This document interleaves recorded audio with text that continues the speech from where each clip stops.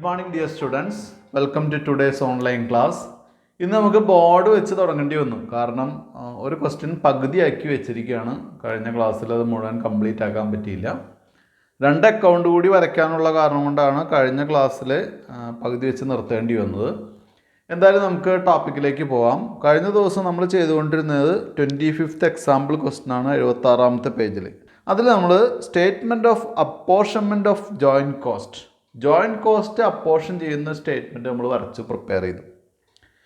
ഇനി നമുക്ക് ചെയ്യേണ്ടത് എക്സ് അക്കൗണ്ട് മെയിൻ പ്രോഡക്റ്റ് അക്കൗണ്ടും വൈ അക്കൗണ്ട് ആയിട്ടുള്ള ബൈ പ്രോഡക്റ്റ് അക്കൗണ്ടും ആണ് നമുക്ക് വരയ്ക്കേണ്ടത്. അതിൽ മെയിൻ പ്രോഡക്റ്റ് അക്കൗണ്ട് വരച്ച് വെച്ചിട്ടുണ്ട്. ഇതിൽ ചെയ്യേണ്ടത് എന്താണെന്ന് വെച്ചാൽ എല്ലാ എക്സ്പെൻസും നമ്മൾ എന്ത് ചെയ്യുക, ഡെബിറ്റ് ചെയ്യുക. എങ്ങനെയാണ് ഡെബിറ്റ് ചെയ്യേണ്ടത്? എക്സ്പെൻസ് ഡെബിറ്റ് ചെയ്യേണ്ടത് ജോയിൻറ്റും സെപ്പറേറ്റും എല്ലാ ഐറ്റംസും നമ്മൾ എന്ത് ചെയ്യണം, ഡെബിറ്റ് ചെയ്യണം. ഇപ്പോൾ എല്ലാ എക്സ്പെൻസും ഡെബിറ്റ് ചെയ്യാൻ പോവുകയാണ്. ആദ്യമായിട്ട് ടു മെറ്റീരിയൽസിൽ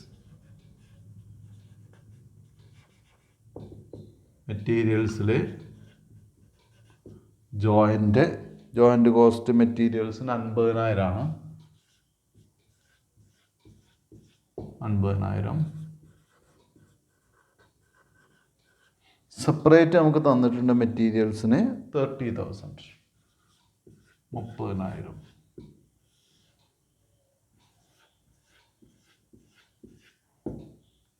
ഇതിനടുത്തത് ലേബർ അല്ലെങ്കിൽ വേജസ്, എന്താണെങ്കിലും അത് ഇവിടെ ലേബർ തന്നെയാണ് തന്നിട്ടുള്ളത്.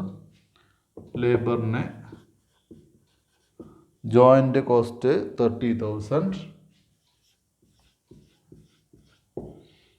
സെപ്പറേറ്റ്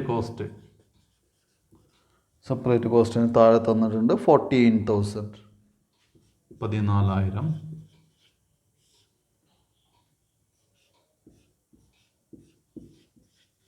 14,000. ലേബർ കഴിഞ്ഞാൽ ഓവർ ഹെഡ്സ്, അതിലും ജോയിൻ്റ് കോസ്റ്റ് 20,000,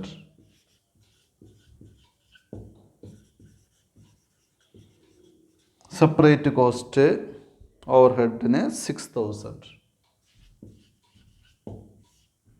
26,000. ഇനി നമുക്ക് ഏറ്റവും അവസാനം ഒരു ഐറ്റം കൂടി ഉണ്ടായിരുന്നു. എന്താണ്? Selling and distribution 2. അത് സെപ്പറേറ്റ് എക്സിൻ്റെ മാത്രം എടുത്ത് എഴുതിയാൽ മതി. Selling and distribution expense 2,667, 2,667. ഇനി ബൈ ജോയിൻറ്റ് പ്രോഡക്റ്റിൻ്റെ നമ്മൾ എന്ത് ചെയ്യണം? ബൈ പ്രോഡക്റ്റ് അക്കൗണ്ടാണ് എഴുതേണ്ടത്. ജോയിൻറ്റ് കോസ്റ്റിൽ ബൈ വൈസ് അക്കൗണ്ട് എന്ന് പറഞ്ഞാൽ നമുക്ക് എഴുതേണ്ട എമൗണ്ട് എന്ന് പറയുന്നത് വൈയുടെ ജോയിൻറ്റ് ഷെയർ ആണ്. ജോയിൻറ്റ് ഷെയർ നമ്മൾ നേരത്തെ കണ്ടുവച്ചിട്ടുള്ള സ്റ്റേറ്റ്മെൻറ്റിൽ വൈയുടെ ഷെയർ എത്രയാണെങ്കിൽ അത് വൈയുടെ ഷെയർ എന്ന് പറയുന്നത് 32,667 ആണ്. 32,667. നമുക്ക് സെയിൽസ് തന്നിട്ടുണ്ട്. By sales 1,60,000, 1,60,000. ഇത്രയായി കഴിഞ്ഞാൽ നമുക്ക് ബാലൻസ് ചെയ്യാം. രണ്ട് സൈഡ് ഈക്വലായിട്ട് വരയ്ക്കുക. ടോട്ടല് 7, 6, 6, 2, 9, 1,92,667. അതന്നെ പ്രത്യേകം എഴുതുക. 1,92,667. എന്നിട്ട് ഇവിടെ ഇത് ടോട്ടൽ ചെയ്ത് ഇവിടെ നിന്ന് കുറയ്ക്കുക. അപ്പോൾ ഇവിടെ 40,000 നമുക്ക് ബാലൻസിങ് ഫിഗർ ആയിട്ട് കിട്ടും. ഈ 40,000 ആണ് നമ്മുടെ profit to P and L account. ബ്രാക്കറ്റിൽ എന്ത് എഴുതുക? Profit, then balancing figure. ഇനി നമുക്ക് അടുത്ത ബൈ പ്രോഡക്റ്റ് അക്കൗണ്ട് ആയിട്ടുള്ള വൈ അക്കൗണ്ട് പ്രിപ്പയർ ചെയ്യാം. നമുക്ക് ബൈ പ്രോഡക്റ്റ് അക്കൗണ്ടാണ്. ബൈ പ്രോഡക്റ്റ് അക്കൗണ്ട് കുറച്ച് വ്യത്യസ്തമാണ്. ആദ്യം തന്നെ നമ്മൾ അവിടെ നേരത്തെ ബൈ സൈഡിൽ ക്രെഡിറ്റ് ചെയ്തില്ലേ, മെയിൻ പ്രോഡക്റ്റ് അക്കൗണ്ടിൽ, അതായത് എക്സ് അക്കൗണ്ടിൽ ബൈ വൈ അക്കൗണ്ട് എന്ന് പറഞ്ഞിട്ട് ചെയ്തു. അതിവിടെ ഡെബിറ്റ് ചെയ്യുക ടു എക്സ് അക്കൗണ്ട്.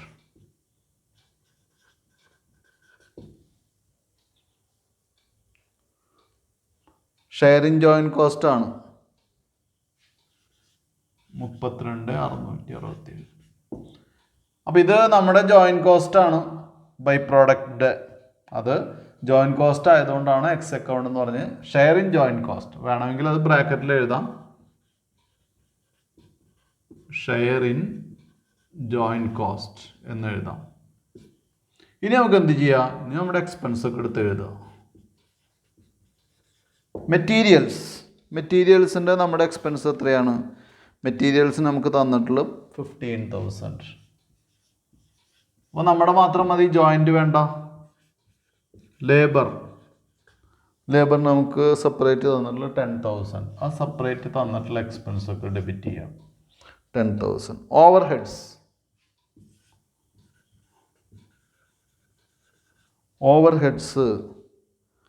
5,000. ദെൻ ഇത്ര ഐറ്റംസ് കഴിഞ്ഞ ഒരു ഐറ്റം നമുക്കറിയാം, സെല്ലിംഗ് ആൻഡ് ഡിസ്ട്രിബ്യൂഷൻ.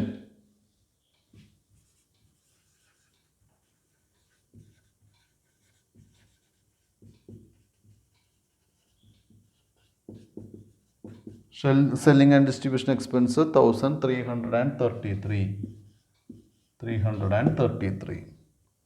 ഇത്രയായി കഴിഞ്ഞാൽ നമുക്ക് സെയിൽസ് എഴുതാം. ബൈ സെയിൽസ് നമുക്ക് തന്നിട്ടുണ്ട് എത്രയാണ്? 80,000 ആണ്, 80,000.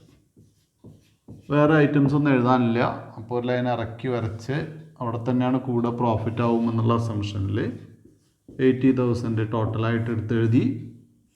അതന്നെ അപ്പുറത്തേക്ക് എടുത്തെഴുതി ഡബിൾ ലൈൻ ചെയ്തു. ഇനി ബാലൻസ് ചെയ്യാം. ബാലൻസ് ചെയ്യുമ്പോൾ നമുക്ക് 16,000 കിട്ടും, 16,000 ഇവിടെ ബാലൻസിങ് ഫിഗറായിട്ട്. അതെന്താണ്? ടു P&L അക്കൗണ്ട് ബ്രാക്കറ്റിൽ പ്രോഫിറ്റ് ബാലൻസിങ് ഫിഗറാണെന്ന് കൂടി കൊടുക്കാം. അപ്പോൾ ഇത്രയാണ് ഈ അക്കൗണ്ട് ഉള്ളത്. നന്നായിട്ട് പഠിക്കുക. നമുക്ക് അടുത്ത ടോപ്പിക്കിലേക്ക് പോവാം. അടുത്ത ക്വസ്റ്റ്യൻ പേജ് നമ്പർ 98 ഇല്ലസ്ട്രേഷൻ 11 ആണ്. ഞാൻ ക്വസ്റ്റ്യൻ വായിക്കാം. From the following information find out the cost of X and Y, the latter X being by product on whose sale a profit of 20% on selling price is obtained. ഇനി അതിൽ joint expense, separate expense ഒക്കെ തന്നിട്ടുണ്ട്. The amount realized by sale of Y was rupees 3,500. വൈയുടെ selling price എന്ന് പറയുന്നത് 3,500 ആണ്. ഇത്രയാണ് question ഉള്ളത്. ഇത് നമുക്ക് ബോർഡിൽ വർക്ക് ചെയ്യാം. ഈ ക്വസ്റ്റ്യനിൽ നമുക്ക് തന്നിട്ടുള്ളത് ജോയിൻ്റ് എക്സ്പെൻസ് തന്നിട്ടുണ്ട്, സെപ്പറേറ്റ് എക്സ്പെൻസ് ഒക്കെ തന്നിട്ടുണ്ട്. അതിൽ നമുക്ക് ആദ്യത്തെ ഹിൻഡ് എന്ന് പറയുന്നത്, അല്ലെങ്കിൽ ഒരു ക്വസ്റ്റ്യൻ കിട്ടിക്കഴിഞ്ഞാൽ എങ്ങനെ ചെയ്യണം എന്ന് ചോദിച്ചു കഴിഞ്ഞാൽ സെയിൽസ് ഓഫ് വൈ പറഞ്ഞിട്ടുണ്ട്.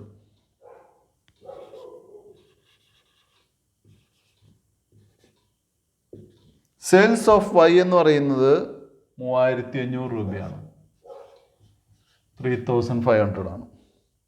ഇതിൻ്റെ പ്രോഫിറ്റ് നമ്മളോട് നേരത്തെ പറഞ്ഞിട്ടുണ്ട്. എന്താണ്? Selling price wholesale a profit of 20% on selling price ആണ്, അല്ലേ? അപ്പോൾ ലെസ് പ്രോഫിറ്റ് 20%.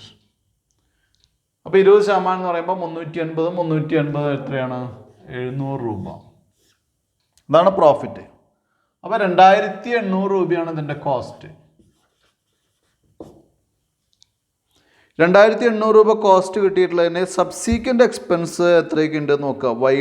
വൈയുടെ സബ്സീക്വൻ്റ് എക്സ്പെൻസസ് നമുക്ക് മെറ്റീരിയലിന് 1,000 രൂപയാണ്, ലേബറിന് 300 രൂപയാണ്, എക്സ്പെൻസിന് 400 രൂപയാണ്. അപ്പോൾ നമ്മൾ എന്ത് ചെയ്യുന്നു? Less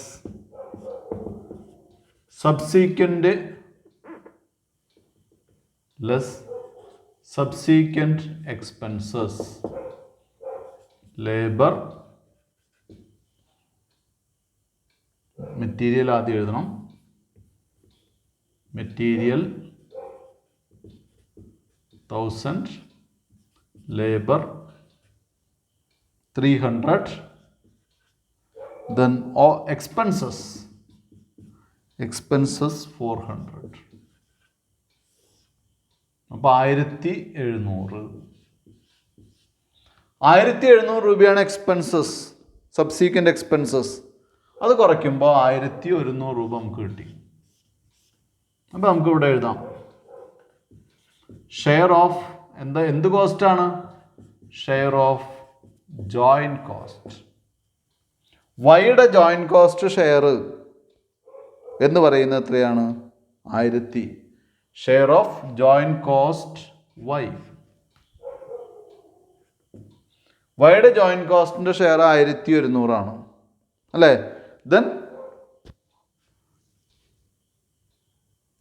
total joint cost. അപ്പോൾ നമുക്ക് ഈസി ആയിട്ട് മറ്റാളുടെ ജോയിൻറ്റ് കോസ്റ്റ് അറിയാം. Total joint cost is equal to 15,000. 15,000. അത് ഒന്നുകൂടി കുട്ടികൾ ചെക്ക് ചെയ്യുക, 15,000 തന്നെയല്ലേ എന്ന്. എങ്ങനെ ചെക്ക് ചെയ്യാം? മെറ്റീരിയൽ 9,000, ലേബർ 4,000, അപ്പോൾ 13,000.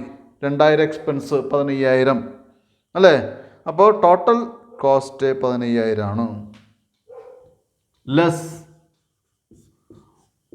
Vice share. വൈയുടെ ഷെയർ 1100 രൂപയാണ്. 15 1000 പോയി കഴിഞ്ഞാൽ 14. അപ്പോൾ 13,900. 13,900 ആണ് ആരുടെ? എക്സിൻ്റെ share. X share of joint cost എന്ന് പറയുന്നത് 13,900 ആണ്. 13,900 ആണ് എക്സിൻ്റെ ജോയിൻറ്റ് കോസ്റ്റിൻ്റെ ഷെയർ. ഇനി നമുക്ക് സ്റ്റേറ്റ്മെൻറ്റ് വരയ്ക്കാം. സ്റ്റേറ്റ്മെൻറ്റ് ഓഫ് കോസ്റ്റ് ഞാനിവിടെ തന്നെ അഡ്ജസ്റ്റ് ചെയ്ത് വരയ്ക്കുന്നുണ്ട്.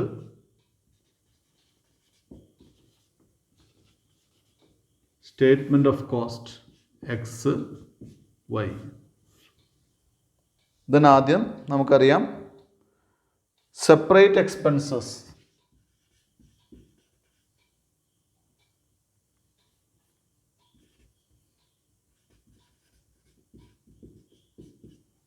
Separate expenses. പ്രോഡക്റ്റ് എക്സിന് എത്രയാണ് separate expense? 2,000 plus 800 plus 1000, 3,800. Product വൈക്ക് എത്രയാണ്? നേരത്തെ നമ്മൾ കണ്ടു 1,700. ഇനി എന്ത് ചെയ്യാം? Sharing joint cost.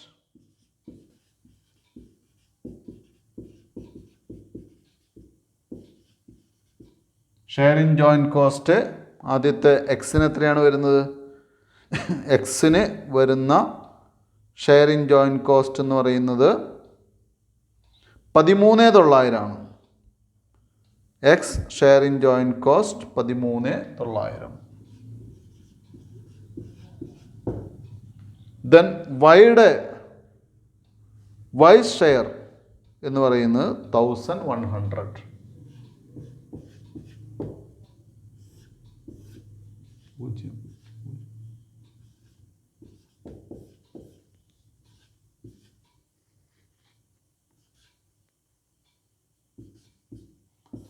$17,700 $2,800 ആണ് ടോട്ടൽ കോസ്റ്റ്.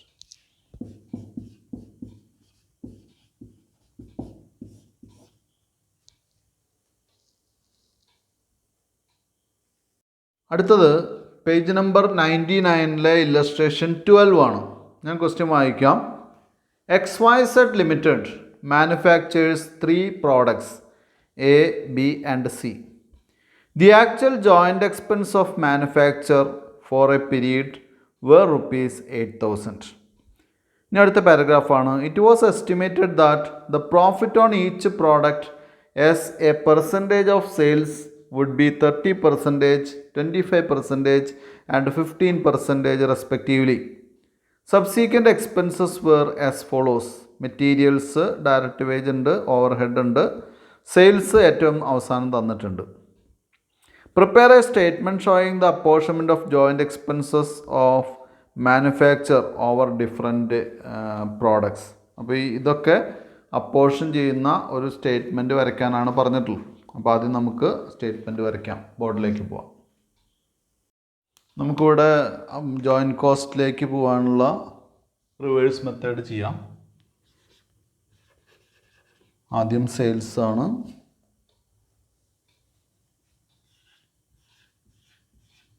$6,000, $4,000, $2,500, $12,500. സെയിൽസ് കിട്ടിക്കഴിഞ്ഞാൽ പിന്നെ അടുത്തത് ലെസ് പ്രോഫിറ്റ്. ഞാൻ ഓരോന്നും സെപ്പറേറ്റ് ആയതുകൊണ്ട് ഇവിടെ പെർസെൻറ്റേജ് എഴുതുന്നില്ല. 30, 25, 15 അങ്ങനെയാണ് റെസ്പെക്റ്റീവ്ലി ആണ്. ആദ്യത്തെ 1800 30%, രണ്ടാമത്തെ 25% 1000, മറ്റേ 15% 375. അപ്പോൾ 3175. നമുക്ക് ലെസ് ചെയ്യാം. ലെസ് ചെയ്യുമ്പോൾ നമുക്ക് കോസ്റ്റ് കിട്ടും. Cost 4200, 3000, 21, 25, 2225, then 9325. 9325. ഇതാണ് നമ്മുടെ കോസ്റ്റ്. ഇനി നമുക്ക് സബ്സീക്വൻ്റ് എക്സ്പെൻസസ് ലെസ് ചെയ്യാം. Less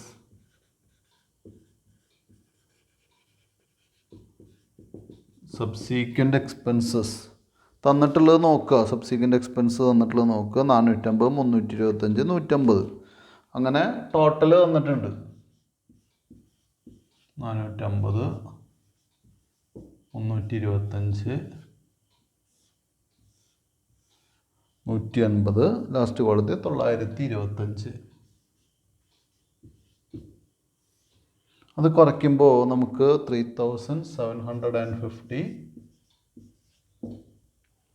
then 2675, 2675, 1925, 1400.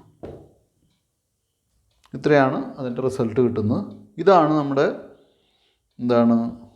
Share of joint cost. Double line വരയ്ക്കണമെന്നില്ല, അല്ലെങ്കിൽ cost in split of joint അല്ലെങ്കിൽ സ്പ്ലിറ്റ് ഓഫ് പോയിൻ്റ് കോസ്റ്റ്. ഇത് നമുക്ക് സാധാരണ എഴുതുന്ന പോലെ ഷെയർ ഓഫ് ജോയിൻറ്റ് കോസ്റ്റ്.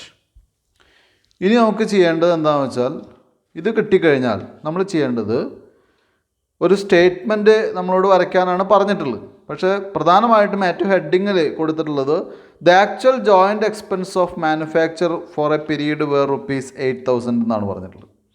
8000 ആണ് നമ്മുടെ എക്സ്പെൻസ് കിട്ടില്ല. അത് ഡിവിഷൻ ചെയ്യുന്ന ഒരു സ്റ്റേറ്റ്മെൻ്റ് ആണ് നമുക്ക് പ്രധാനമായിട്ടും കാണേണ്ടത്. അപ്പോൾ അതിനെങ്ങനെ ഡിവിഷൻ ചെയ്യാമെന്നുള്ളതാണ്. അപ്പോൾ ഇതിൽ എക്ക് 8000 എങ്ങനെ ഡിവിഷൻ ചെയ്യാം? എയുടെ എമൗണ്ട് എന്ന് പറയുന്നത് 3750 ആണ്. 3750. ടോട്ടൽ എന്ന് പറയുന്നത് 8400 ആണ്. ഇൻറ്റു 8000. ബിയുടെ അതുപോലെ തന്നെ എത്രയാണ്? ബിയുടെ 2675 ഡിവൈഡ് ബൈ 8400 അതാണ് total. Whole into 8000.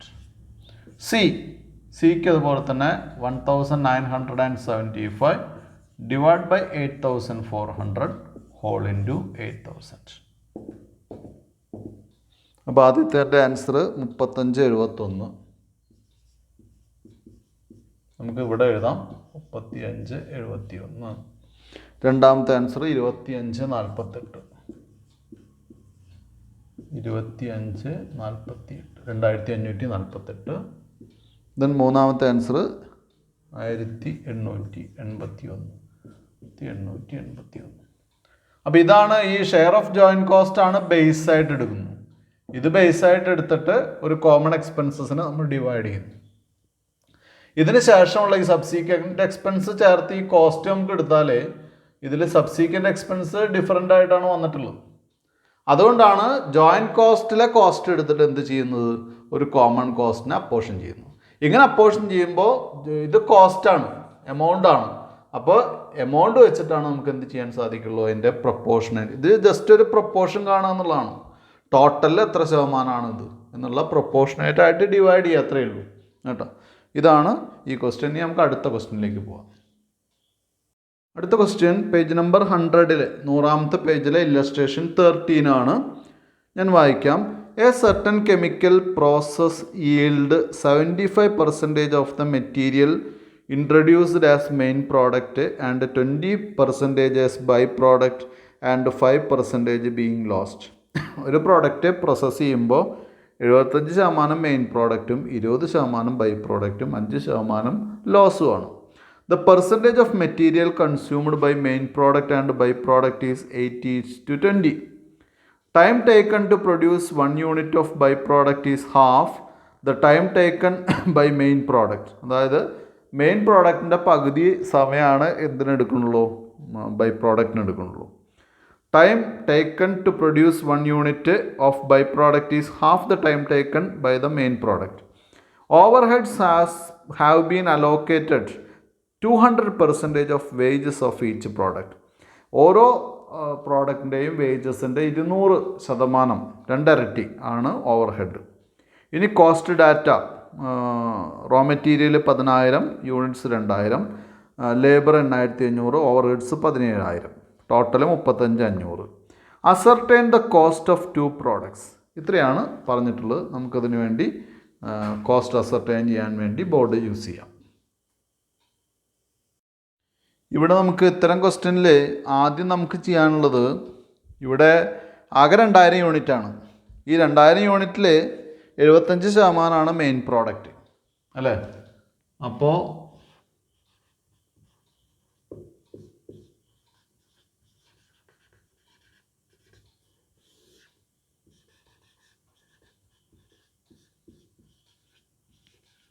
Main product എന്ന് പറയുന്നത് 2000-ൻ്റെ 75% തന്നെയല്ലേ. അതെ, 75%.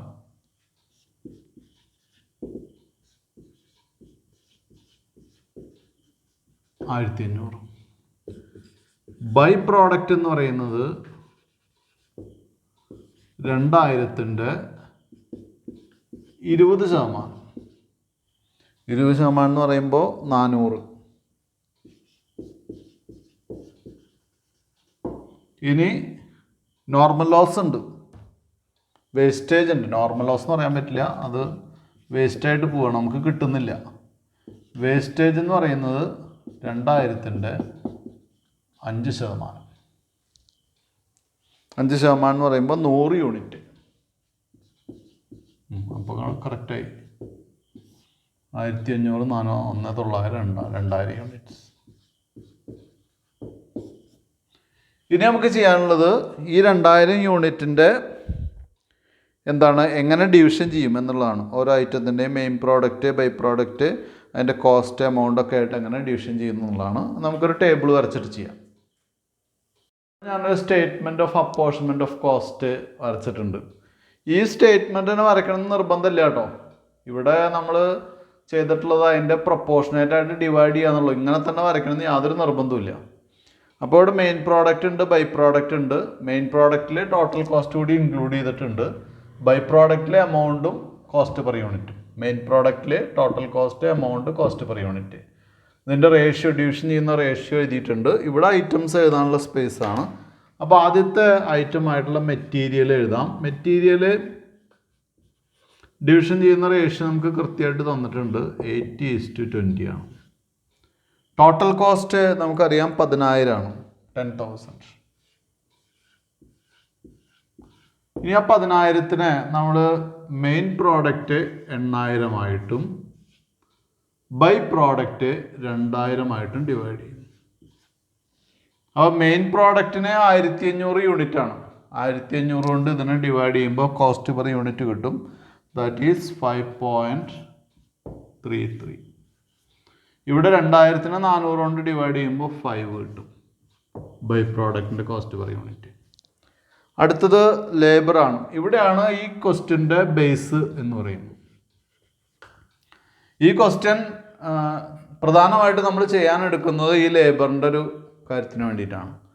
ലേബറിന് നമുക്ക് ഒറ്റ ഡയറക്ഷനേ ഉള്ളൂ, അതായത് മെയിൻ പ്രോഡക്റ്റിൻ്റെ ഇരട്ടി സമയം, മെയിൻ പ്രോഡക്റ്റിൻ്റെ ടൈം ഇൻറ്റു 2, അതാണ് അല്ലെ ഹാഫ് മെയിൻ പ്രോഡക്റ്റിൻ്റെ ഹാഫ് ടൈം, അതായത് ബൈ പ്രോഡക്റ്റിൻ്റെ ഇരട്ടി സമയമാണ് മെയിൻ പ്രോഡക്റ്റിന്. അപ്പോൾ മെയിൻ പ്രോഡക്റ്റിൻ്റെ ടൈം എത്രയാണോ അതിൻ്റെ 1/2 ചെയ്ത് കഴിഞ്ഞാൽ നമുക്ക് എന്ത് കിട്ടും? അതാണ് ബൈ പ്രോഡക്റ്റിൻ്റെ സമയം എന്ന് പറയുന്നത്. പക്ഷെ അത് കാണാൻ നമുക്കിവിടെ യാതൊരു നിർവാഹവുമില്ല. അപ്പോൾ ആകെ കൂടെ നമുക്കറിയാനുള്ളത് ഇതിൻ്റെ നമ്പർ ഓഫ് യൂണിറ്റ്സ് ആണ്. നമ്പർ ഓഫ് യൂണിറ്റ്സ് എന്ന് പറയുന്നത് അതിൻ്റെ ബേസിൽ നമുക്ക് ഡിവൈഡ് ചെയ്യാനേ പറ്റൂ. Number of units main product 1500-ഉം മെയിൻ പ്രോഡക്റ്റ് 1500-ഉം ബൈ പ്രോഡക്റ്റ് എന്ന് പറയുന്നത് 400 ആണ്. ഇതാണ് ഇപ്പോൾ ചെയ്തുകൊണ്ടിരിക്കുന്നത്. അപ്പോൾ സമയം നോക്കുകയാണെങ്കിൽ അതിൻ്റെ ഇരട്ടിയാണ്. ഇത് എത്ര നേരം എടുക്കുന്നു അതിൻ്റെ ഇരട്ടി വേണം. അപ്പോൾ ഇൻറ്റു 2. ഇതെങ്ങനെയാണ്? ഇത് സെയിം ആണ്, ഇൻറ്റു 1. അപ്പോൾ ഈ റേഷ്യോയിൽ നമുക്ക് ഡിവൈഡ് ചെയ്യാൻ പറ്റുള്ളൂ. അപ്പോൾ 3000. ഇത് നമുക്ക് കൃത്യമായിട്ട് സമയം അറിഞ്ഞിട്ടല്ല, നമ്മൾ വിചാരിക്കുന്നു 400 യൂണിറ്റ് ഉണ്ടാക്കാൻ 1 യൂണിറ്റ് സമയം വെച്ച് 400, 1500 യൂണിറ്റ് ഉണ്ടാക്കാൻ ഇരട്ടി സമയം, അപ്പോൾ 3000 എന്നുള്ള അസംഷനിൽ 3000:400 അഥവാ 15:2. എന്താണ് 15:2? 30:4 എന്ന് പറയുന്നതിന് പോലെ 15:2 എന്നുള്ള റേഷ്യോയിൽ നമ്മൾ ഡിവൈഡ് ചെയ്യുന്നു. ലേബറിൻ്റെ ടോട്ടൽ എമൗണ്ട് 8500 ആണ്, 8500. ഈ 8500-ലെ 15 എന്ന് പറയുമ്പോൾ 7500-ഉം ഇവിടെ 1000-ഉം. ദെൻ അതിനെ ഡിവിഷൻ ചെയ്യുമ്പോൾ 7500-നെ ഡിവിഷൻ ചെയ്യുമ്പോൾ ഇവിടെ 5, അപ്പുറത്ത് 2.5 രൂപ, 2.50. അപ്പോൾ ഇത് കുട്ടികൾ ശ്രദ്ധിക്കുക. അടുത്ത ഓവർഹെഡ്സ് എന്ന് പറയുന്നത് 200% ഓഫ് 200% ഇരട്ടി 200% ഓഫ് വേജസ് ആണ്. അപ്പോൾ അവിടെയും ഇത് തെറ്റിയതും തെറ്റും കേട്ടോ.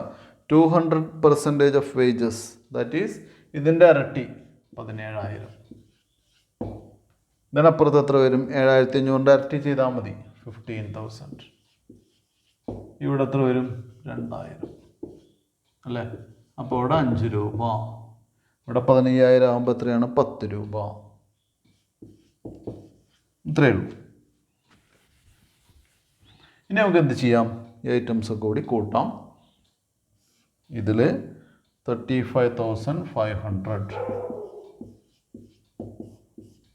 അടുത്തതിൽ 30,500, രൂപ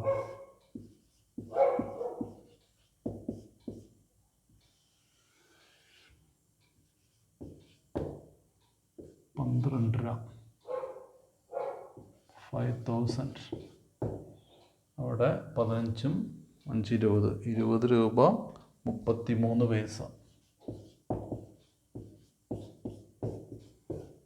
ഇത് ഇത്രയേ ഉള്ളൂ. അപ്പോൾ ഇത് ഡിവിഷൻ ചെയ്യേ വേണ്ടൂ. ഈ സ്റ്റേറ്റ്മെൻറ്റ് ഇങ്ങനെ വേണമെന്നില്ല, യാതൊരു നിർബന്ധമില്ല. ഒറ്റ കാര്യം മാത്രം ശ്രദ്ധിച്ചാൽ മതി, ലേബറിൻ്റെ അഡ്ജസ്റ്റ്മെൻറ്റ് ഒന്നുകൂടി ശ്രദ്ധിക്കുക. നമുക്കറിയാം മെയിൻ ബൈ എന്ന് പറയുമ്പോൾ മെയിൻ പ്രോഡക്റ്റിന് കൂടുതൽ പ്രാധാന്യം ഉണ്ടായിരിക്കും, ബൈ പ്രോഡക്റ്റിന് കുറച്ച് പ്രാധാന്യം ഉണ്ടായിരിക്കുള്ളൂ. നമുക്ക് എളുപ്പത്തിൽ മനസ്സിലാക്കാൻ പറ്റുന്നൊരു എക്സാമ്പിൾ, നമുക്ക് കൊപ്ര ആട്ടുമ്പോൾ, നാളികേരം ഉണക്കി കൊപ്രയാക്കി കൊപ്ര ആട്ടാൻ കൊടുക്കുമ്പോൾ നമുക്ക് കിട്ടുന്ന മെയിൻ പ്രോഡക്റ്റ് എന്താണ്? വെളിച്ചെണ്ണയാണ് അല്ലേ? അതിൻ്റെ കൂടെ ഒരു ബൈ പ്രോഡക്റ്റ് കൂടി ഉണ്ട്, ഒരു ചെറിയ വാല്യൂ ഉള്ള സ്മോൾ വാല്യൂ ഉള്ള ബൈ പ്രോഡക്റ്റ് കൂടി നമുക്ക് കിട്ടുന്നത് എന്താണ്? പിണ്ണാക്കാണ്. അപ്പോൾ വെളിച്ചെണ്ണ കൊപ്ര ആട്ടുന്ന സമയത്ത് നമുക്ക് കിട്ടുന്ന വെളിച്ചെണ്ണ, കോക്കനട്ട് ഓയിൽ മെയിൻ പ്രോഡക്റ്റും, അതുപോലെ തന്നെ ഓയിൽ കേക്ക് എന്ന് പറയുന്നത് എന്താണ്? ബൈ പ്രോഡക്റ്റുമാണ്. അപ്പോൾ ഇവിടെ മെയിൻ പ്രോഡക്റ്റ് ആവാനുള്ള കാരണം എന്താ? മെയിൻ പ്രോഡക്റ്റ് ആവാനുള്ള കാരണം അതിന് ഹൈ വാല്യൂ ആണ്. ബൈ പ്രോഡക്റ്റ് ആവാനുള്ള കാരണം എന്താ? അത് ഓയിൽ കേക്കിന് വാല്യൂ കമ്പാരിറ്റീവ്ലി കുറവാണ്. പലരും അത് വാങ്ങി വീട്ടിലേക്ക് വരില്ല, അത് അവിടെ തന്നെ കൊടുത്തു പോരുകയാണ് ചെയ്യുക, മില്ലിൽ തന്നെ. അപ്പോൾ ഇതാണ് എന്താണ് മെയിൻ പ്രോഡക്റ്റ്, എന്താണ് ബൈ പ്രോഡക്റ്റ് എന്ന് നമുക്ക് ആലോചിക്കുമ്പോൾ എളുപ്പം ആൻസറിലേക്ക് എത്താൻ പറ്റുന്ന ഒരു എക്സാമ്പിളാണ് ഞാൻ പറഞ്ഞത്. ഇനി നമുക്ക് എന്താണ് ഇതിൻ്റെ മീനിങ്, എന്താണ് ഇതിൻ്റെ ഡെഫിനിഷൻ എന്നൊക്കെ നോക്കാം. The term byproduct refers to one or more products relatively small value and that are produced simultaneously with a product of greater value. The product of greater value is called the main product. അപ്പോൾ value കൂടുതലുള്ളതിനെ main product എന്നും, by products are recovered from materials discarded in a main process or they emerge as a result of processing operation of another product. അതായത് main product ഉണ്ടാക്കുന്നതിൻ്റെ ഭാഗമായിട്ട് വരുന്ന ബാക്കി വരുന്ന item ആയിരിക്കാം, അതല്ലെങ്കിൽ അതിൻ്റെ വേസ്റ്റ് വരുന്ന ഐറ്റം ആയിരിക്കാം, ഇതൊക്കെ ആയിരിക്കാം. Theodore Lang defined by product as any saleable or usable value incidentally produced in addition to the main product. Main പ്രോഡക്റ്റിൻ്റെ ഒപ്പം ഇൻസിഡൻ്റലായിട്ട് അധികമായിട്ട് പ്രൊഡ്യൂസ് ചെയ്യുന്ന ഒരു യൂസബിൾ ഓർ സെയിലബിൾ ഐറ്റത്തിനെയാണ് എന്തായിട്ട് പറയുന്നത്? ബൈ പ്രോഡക്റ്റ് എന്ന് പറയുന്നു. കുട്ടികൾക്ക് ഏറെക്കുറെ അത് മനസ്സിലായിട്ടുണ്ടാവും എന്ന് വിചാരിക്കുന്നു. ഇനി ഇതിൽ ചില മെയിൻ പ്രോഡക്റ്റ് ബൈ പ്രോഡക്റ്റിൻ്റെ ഒക്കെ എക്സാമ്പിൾ കൊടുത്തിട്ടുണ്ട് താഴെ. ഷുഗർ ഇൻഡസ്ട്രിയിൽ മെയിൻ പ്രോഡക്റ്റ് ഷുഗറും, ബൈ പ്രോഡക്റ്റിൽ ബാഗേഴ്സ്, അതുപോലെ തന്നെ മൊളാസസ് ഒക്കെ പറയുന്നുണ്ട്. സോപ്പാണ് main product, glycerine by product ആയിട്ട് പറയുന്നുണ്ട്. ഡയറി ഫാമിലി ബട്ടറും ചീസൊക്കെയാണ് main product, by product butter മിൽക്കാണ്. ഓയിലിൽ പെട്രോള് ബൈ പ്രോഡക്റ്റായിട്ട് സൾഫർ, കെമിക്കൽ, ഫെർട്ടിലൈസേഴ്സ് അതൊക്കെ പറയുന്നുണ്ട്. കോക്കാണ് മെയിൻ പ്രോഡക്റ്റ്. ദെൻ കോക്ക് ഇൻഡസ്ട്രിക്ക് കോക്കാണ് main product. Coal tar, ammonia, benzol ഗ്യാസൊക്കെ ബൈ പ്രോഡക്ട്സ് ആയിട്ട് പറയുന്നുണ്ട്. ഇനി എന്താണ് characteristics of by products? By products are produced incidentally to the main products. അല്ലേ, മെയിൻ പ്രോഡക്റ്റ് പ്രൊഡ്യൂസ് ചെയ്യുന്നതിൻ്റെ ഭാഗമായിട്ട് സ്വാഭാവികമായിട്ടുണ്ടാവുന്നതാണ്. 2, the quantity of by product is less than the main product. Quantity വളരെ ചെറുതായിരിക്കും. These are of small value കുറവായിരിക്കും. These generally do not require further processing. സാധാരണ ഇതിന് further പ്രോസസ്സിങ്ങിൻ്റെ ആവശ്യം വരാറില്ല, ചില സമയത്ത് വേണ്ടി വരാറുണ്ട്. Then only limited control can be exercised over by products. ഈ ബൈ പ്രോഡക്ട്സിൻ്റെ മുകളിൽ പ്രധാനമായിട്ടും നമ്മൾ അധികം കൺട്രോൾ ചെയ്യാറില്ല. ഇത് പറയുന്നത് സാധാരണ ഇത് നമ്മുടെ ഫാക്ടറികളിലൊക്കെയാണ് ഇത് ഉപയോഗിക്കുന്നത്. Little control over these products എന്നൊക്കെ പറയുമ്പോൾ ചിലപ്പോൾ കുട്ടികൾക്ക് മനസ്സിലാവില്ല. അതായത് നമ്മൾ വെളിച്ചെണ്ണയും അതുപോലെ തന്നെ ഓയിൽ കേക്കുമാണ് ഇവിടെ എക്സാമ്പിളായിട്ട് പറഞ്ഞത്. വെളിച്ചെണ്ണ കൈകാര്യം ചെയ്യുന്ന അതേ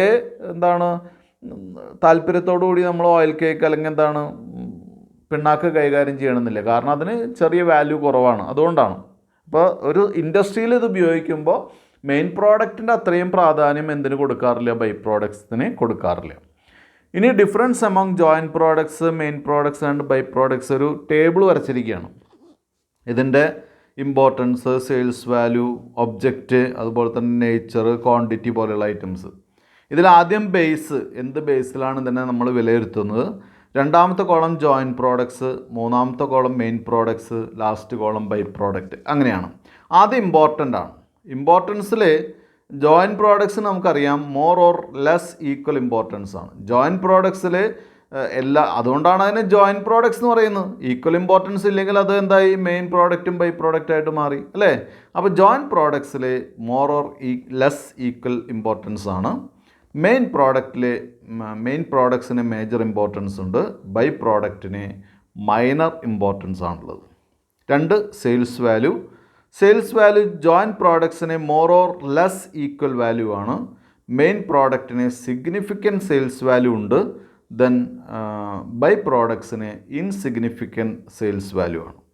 ബേസ് മൂന്നാമത്തെ ഒബ്ജക്റ്റ് ഓഫ് ഇൻഡസ്ട്രിയാണ്. ഒബ്ജക്റ്റ് ജോയിൻറ്റ് പ്രോഡക്റ്റ് പ്രൈമറി ഒബ്ജക്റ്റാണ്, മെയിൻ പ്രോഡക്റ്റിനും പ്രൈമറി ഒബ്ജക്റ്റാണ്. പക്ഷേ ബൈ പ്രോഡക്ട്സിന് സെക്കൻഡറി ഒബ്ജക്റ്റ് യൂസ് ചെയ്യുള്ളൂ. ഒബ്ജക്റ്റീവേ ഉള്ളൂ, അതായത് അത്ര പ്രാധാന്യമില്ലല്ലോ അതിന്, അതുകൊണ്ടാണ്. നാലാമത്തെ point, nature of production. Joint products simultaneously produced ആണ്. Then main products intentionally produced ആണ്. ബൈ പ്രോഡക്ട്സ് ഇൻസിഡൻ്റലി പ്രൊഡ്യൂസ്ഡ് ആണ്, സ്വാഭാവികമായിട്ട് വരുന്നതാണ്, അങ്ങനെ വന്ന് ഭവിക്കുന്നതാണ് അല്ലേ. ഇൻറ്റൻഷ്യലി നമ്മൾ വെളിച്ചെണ്ണ കിട്ടാൻ വേണ്ടിയിട്ടാണ് കൊപ്ര ആട്ടുന്നത്, പക്ഷെ അതിൻ്റെ കൂടെ നമുക്ക് എന്ത് കൂടി കിട്ടുന്നു? ഓയിൽ കേക്ക് കൂടി കിട്ടും. അഞ്ചാമത്തെ point, quantity. More or less equal quantity. Joint products ഒക്കെ ഏറെക്കുറെ ഈക്വൽ ആയിരിക്കും. മെയിൻ പ്രോഡക്റ്റ് ഗ്രേറ്റർ ക്വാണ്ടിറ്റി ആയിരിക്കും, അതേസമയം ബൈ പ്രോഡക്റ്റ് ലെസ്സർ ക്വാണ്ടിറ്റിയാണ്. Accounting treatment. Total manufacturing cost are apportioned. Joint പ്രോഡക്ട്സിന് എന്ത് ചെയ്താൽ മതി? ഈക്വൽ ക്വാണ്ടിറ്റിയും ഈക്വൽ വാല്യൂവും ഈക്വൽ ഇമ്പോർട്ടൻസും ഒക്കെ ആണെങ്കിൽ അത് സാധാരണഗതിയിൽ എന്ത് ചെയ്താൽ മതി? അപ്പോർഷൻ ചെയ്താൽ മതി. Total manufacturing cost and apportion ചെയ്യാം. മെയിൻ പ്രോഡക്റ്റിന് ടോട്ടൽ മാനുഫാക്ചറിങ് കോസ്റ്റ് അപ്പോർഷൻ ചെയ്യാം.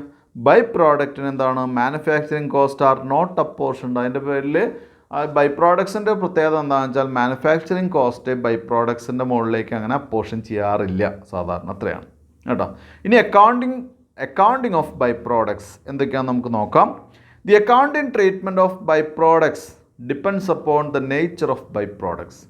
All methods of accounting of byproducts are grouped into two: non-cost or sales value methods and cost method.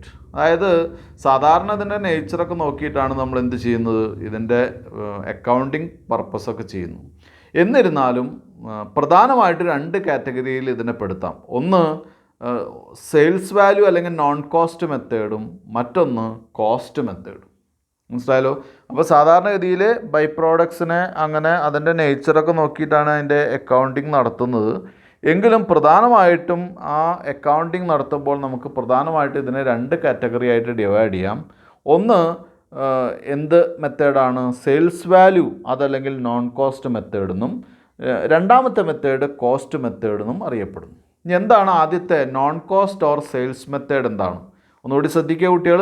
Non cost or sales മെത്തേഡാണ്. Under non cost or sales method, cost of by product are not taken into consideration. Cost എടുക്കില്ല, by പ്രോഡക്ട്സിൻ്റെ cost നമ്മൾ എന്തായിട്ട് കോസ്റ്റായിട്ട് കണക്കാക്കുന്നില്ല. These methods are generally adopted when by products are of small value.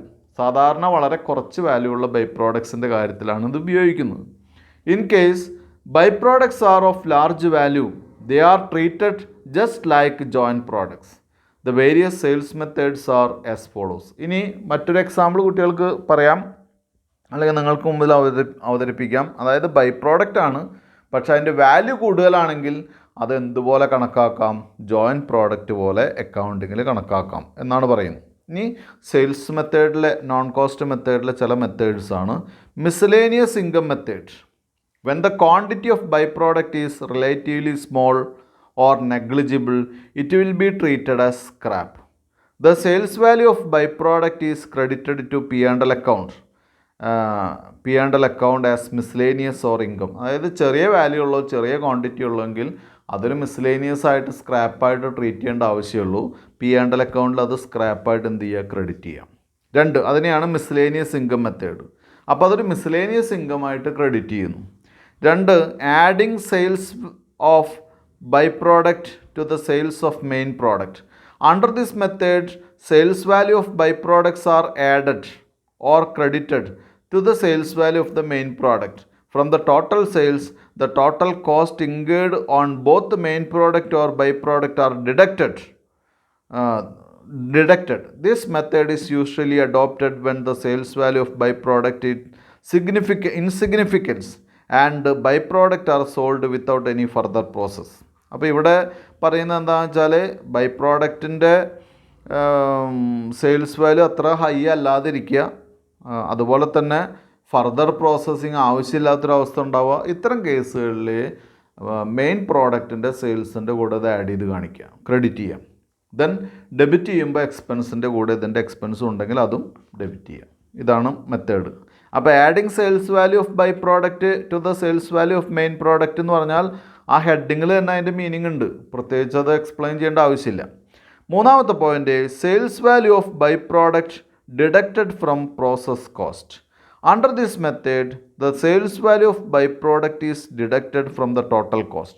അതായത് total കോസ്റ്റിൽ നിന്ന് ഇതൊരു scrap value ആണെങ്കിൽ എന്ത് ചെയ്യും, അതുപോലെ ചെയ്യാം.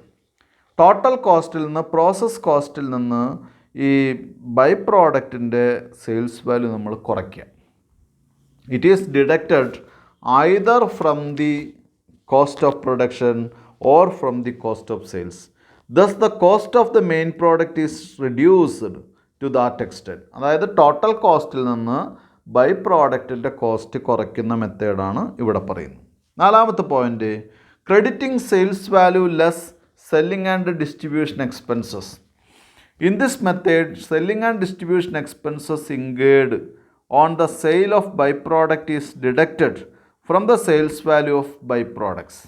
Balance amount is credited to the process or main product account. അതായത് സെല്ലിംഗ് ആൻഡ് ഡിസ്ട്രിബ്യൂഷൻ എക്സ്പെൻസ്, അതായത് ഈ ബൈ പ്രോഡക്റ്റിൻ്റെ സെല്ലിംഗ് ആൻഡ് ഡിസ്ട്രിബ്യൂഷൻ എക്സ്പെൻസ് എന്ത് ചെയ്യുന്നു, ബൈ പ്രോഡക്റ്റിൻ്റെ ഇൻകത്തിൽ നിന്ന് കുറയ്ക്കുന്നു, ബാക്കിയുള്ളത് ക്രെഡിറ്റ് ചെയ്യുക.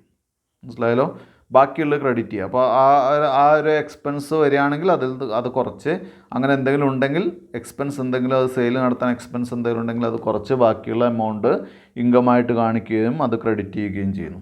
അഞ്ചാമത്തെ point, crediting sales value less separate expenses. Under this method the separate expenses എന്ന് പറയുന്നത് ഫർദർ പ്രോസസ്സിങ് ആവശ്യമുണ്ടെങ്കിലാണ്. കുട്ടികൾ തെറ്റിദ്ധരിക്കരുത്, ഒരുപാട് മെത്തേഡ് കാണുമ്പോൾ ഒരു കൺഫ്യൂഷൻ വരരുത്. നേരത്തെ നമ്മൾ നാലാമത്തെ പോയിന്റിൽ ക്രെഡിറ്റ് ചെയ്യുക എന്ന് പറയുന്നത് ആദ്യം പറഞ്ഞ പോയിന്റ് തന്നെയാണ്. പക്ഷേ ഇവിടെ പറയുന്നത് എന്താ, എന്തെങ്കിലും ഫർദർ സെയിൽസ് എക്സ്പെൻസ് ഉണ്ടെങ്കിൽ അത് കുറച്ചിട്ട് ക്രെഡിറ്റ് ചെയ്യുക, അത്രയേ ഉള്ളൂ. ഇപ്പോൾ പറയുന്നത് എന്താ, അഞ്ചാമത്തെ മെത്തേഡിൽ പറയുന്നത് എന്താ, ഫർദർ പ്രോസസ്സിങ് ആവശ്യമുണ്ടെങ്കിൽ അത് കുറച്ചിട്ട് എന്ത് ചെയ്യുക, അത് കുറച്ചിട്ട് ക്രെഡിറ്റ് ചെയ്യുക. ഇപ്പോൾ ഫർദർ പ്രോസസ്സിംഗ് എന്ന് പറഞ്ഞാൽ, ഇപ്പോൾ വെളിച്ചെണ്ണ അല്ലെങ്കിൽ കൊപ്ര ആട്ടുമ്പോൾ വെളിച്ചെണ്ണയുടെ ഒപ്പം നമുക്ക് എന്ത് കിട്ടുന്നു, പിണ്ണാക്ക് കിട്ടുന്നു. അത് ഫർദർ പ്രോസസ്സിങ് ആവശ്യമില്ല അല്ലേ. അതേസമയം ഫർദർ പ്രോസസ്സിങ് ആവശ്യമുള്ള ഒരു ഐറ്റം ആണെങ്കിൽ ആ എക്സ്പെൻസ് കുറച്ചിട്ട് വേണം അതെന്തായിട്ട് കാണിക്കാൻ, ഇൻകമായിട്ട് കാണിക്കാൻ. Next sixth point, reverse cost method. ഈ റിവേഴ്സ് കോസ്റ്റ് മെത്തേഡ് എന്ന് പറയുന്നത് നേരത്തെ നമ്മൾ ജോയിൻറ്റ് പ്രോഡക്ട്സിൻ്റെ കേസിൽ പറഞ്ഞിട്ടുള്ളതാണ്. അതായത് അവിടെയും ബൈ പ്രോഡക്റ്റ് എന്നുള്ള കാര്യമാണ് ഉപയോഗിച്ചിട്ടുള്ളത്. അതിൻ്റെ കാരണം എന്താണെന്ന് വെച്ചാൽ ബൈ പ്രോഡക്ട്സിനെ ഏകദേശം ഈക്വൽ വാല്യൂ വരികയും അല്ലെങ്കിൽ ഏറെക്കുറെ കുറച്ച് വാല്യൂ വരികയും ചെയ്യുകയാണെങ്കിൽ ആ ബൈ പ്രോഡക്റ്റ് തന്നെ നമുക്ക് ജോയിൻറ്റ് പ്രോഡക്റ്റിൻ്റെ പോലെ അപ്ലൈ ചെയ്യാം എന്ന് പറഞ്ഞിട്ടുണ്ട്. അപ്പോൾ അതുപോലെ റിവേഴ്സ് കോസ്റ്റ് മെത്തേഡ് എന്ന് പറയുന്നത് സെയിൽസിൽ നിന്ന് പ്രോഫിറ്റ് കുറച്ച് മറ്റ് എക്സ്പെൻസുകളൊക്കെ കുറച്ച് ജോയിൻറ്റ് കോസ്റ്റിലേക്ക് എത്തുന്ന മെത്തേഡാണ്. നേരത്തെ ഡിസ്കസ് ചെയ്തിട്ടുണ്ട് കേട്ടോ. അപ്പോൾ അത് നമുക്കധികം ഇവിടെ വേറൊരു ടോപ്പിക്കായിട്ട് പഠിക്കേണ്ടതില്ല. എന്തായാലും ഇനി നമുക്ക് ഇതിൻ്റെ ഒരു ഇല്ലസ്ട്രേഷനിലേക്ക് പോകണം. എന്തായാലും ഇന്നത്തെ ക്ലാസ്സിൽ നമുക്കതിന് സമയമില്ല. അത് അടുത്ത ക്ലാസ്സിൽ ആ പ്രോബ്ലം നമുക്ക് ഡിസ്കസ് ചെയ്യാം. Thank you very much.